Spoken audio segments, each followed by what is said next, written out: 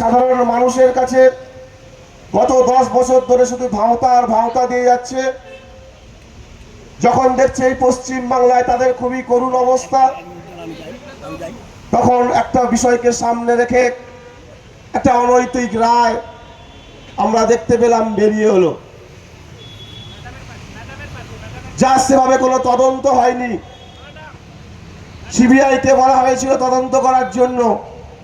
রায়ে আমরা কি দেখতে পাচ্ছি? মিডিয়ার মাধ্যমে দেখতে পাচ্ছি আমরা বিচারক রায় দেওয়ার সামনে বলছেন যে মুড়ি আর মুরগি আলাদা করা সম্ভব নয়।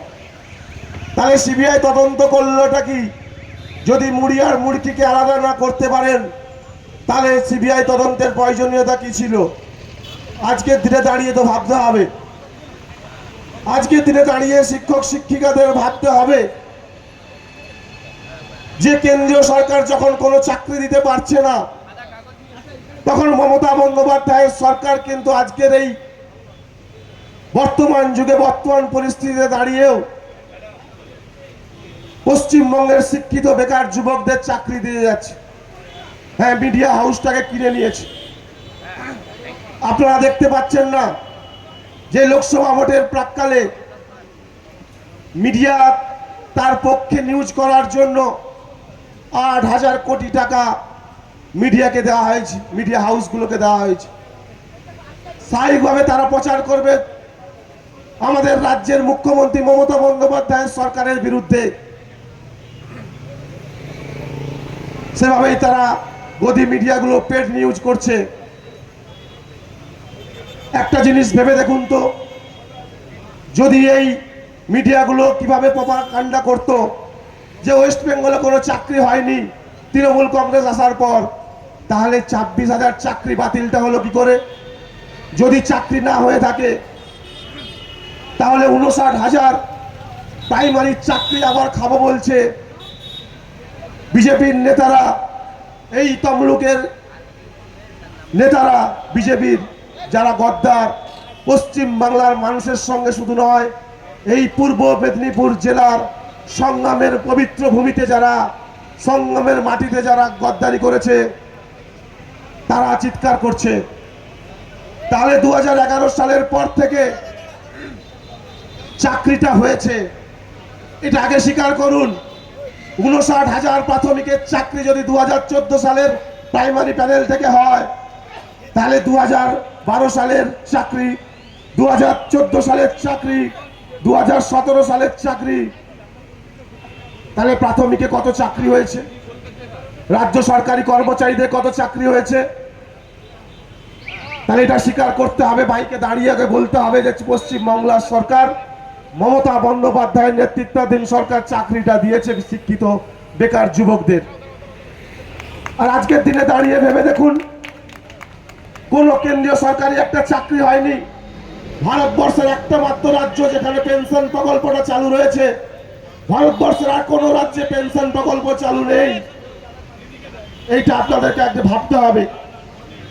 1940 সালের 12ই মে, তখন ভারতবর্ষের আমাদের সব থেকে গর্বের স্বাধীনতা সংগ্রামী নেতাজি সুভাষচন্দ্র বসু বলেছিলেন, আজকের দিনে দাঁড়িয়ে তার কতটা প্রাসঙ্গিক তার বক্তব্য সেদিন ছিল, যে হিন্দু মহাসভা সন্ন্যাসীদের গেরুয়া বসন করে নামিয়ে দিয়েছে ভোট ভিক্ষার জন্য।